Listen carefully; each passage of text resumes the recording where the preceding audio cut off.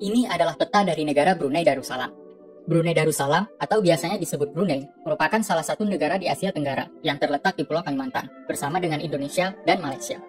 Brunei memiliki luas sekitar 5.765 km persegi, yang hampir sama dengan luas dari Pulau Bali.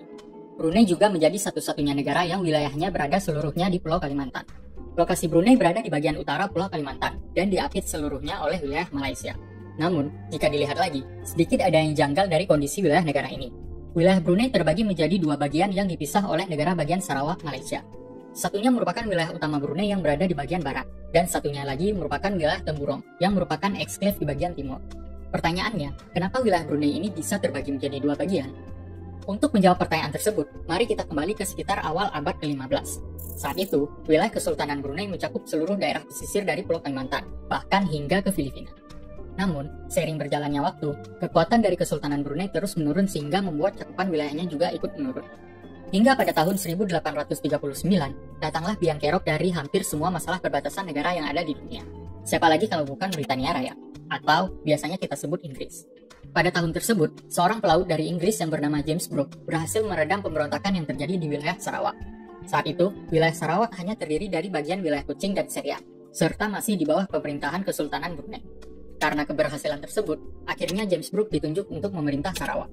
Keluarga Brooke yang memerintah Sarawak dikenal juga dengan sebutan Raja Putih. Setelah menguasai wilayah Sarawak, selanjutnya tentu seperti yang telah kita duga. Mulai dari tahun 1841, keluarga Brooke terus memperluas wilayah Sarawak. Dan pada tahun 1882, wilayah Sarawak meluas hingga ke Sungai Barang, yang menjadi batas barat dari wilayah Brunei yang sekarang. 2 tahun kemudian, Sarawak juga merebut wilayah Terusan. Pada saat itulah, untuk pertama kalinya, wilayah Brunei terbagi menjadi 2 bagian.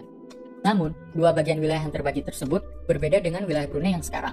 Tidak cukup sampai di situ, pada tahun 1890, Sarawak melakukan aneksasi atau merebut secara paksa wilayah Limbang dari Brunei, karena dianggap penting secara ekonomi.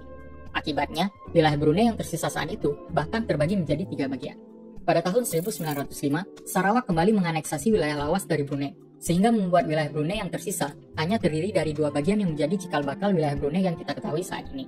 Setelah tahun tersebut, tidak ada perubahan lagi dari wilayah daratan Brunei hingga negara ini mencapai kemerdekaannya dari Inggris pada tanggal 1 Januari 1984. Saat ini, wilayah Brunei tidak terpisah lagi sepenuhnya seperti yang kita lihat pada peta.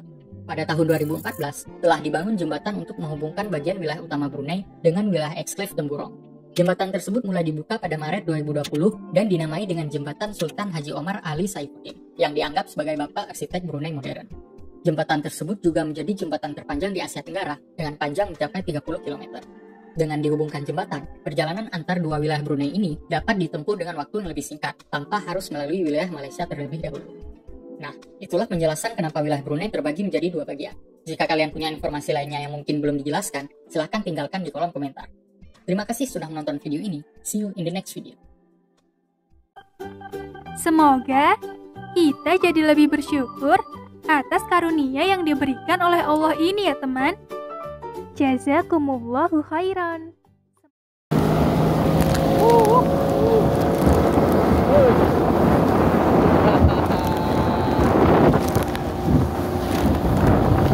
Gak apa.